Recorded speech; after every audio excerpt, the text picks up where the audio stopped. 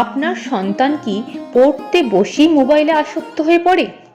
চিন্তা নেই, আজকে আমরা জানাবো 5টি কার্যকারী উপায় যা পড়ার সময় মোবাইলের আসক্তি দূর করতে সাহায্য করবে।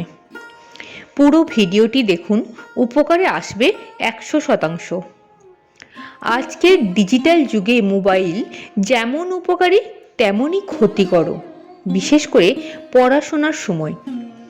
মোবাইলের কারণে পড়ার মনোযোগ নষ্ট হয়, পড়া মনে থাকে না, এমনকি রেজাল্টও খারাপ হয়।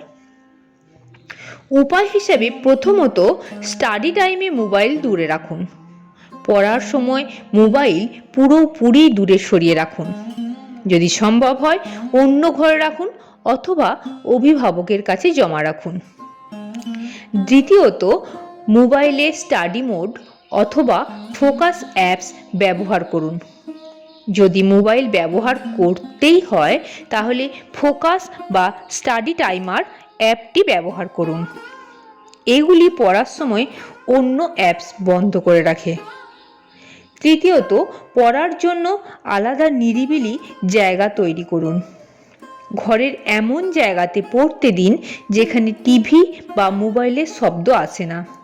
শান্ত পরিবেশ মানেই বেশি মনোযোগ।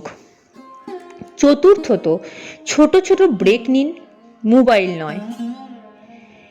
1 ঘন্টা পড়ার পর 10 মিনিটের ব্রেক নিন, কিন্তু সেই ব্রেকে মোবাইল নয়, বরং চোখ বন্ধ করে বিশ্রাম নিন, হালকা হাঁটুন। এছাড়াও পঞ্চমত উপায় হিসাবে অভিভাবক হিসাবে সব সময় নজরে রাখুন।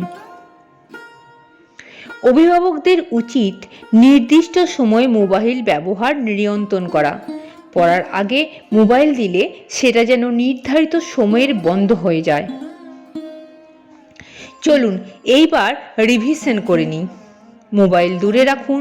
দ্বিতীয়ত ফোকাস অ্যাপস ব্যবহার করুন। তৃতীয়ত শান্ত পরিবেশে পড়ুন।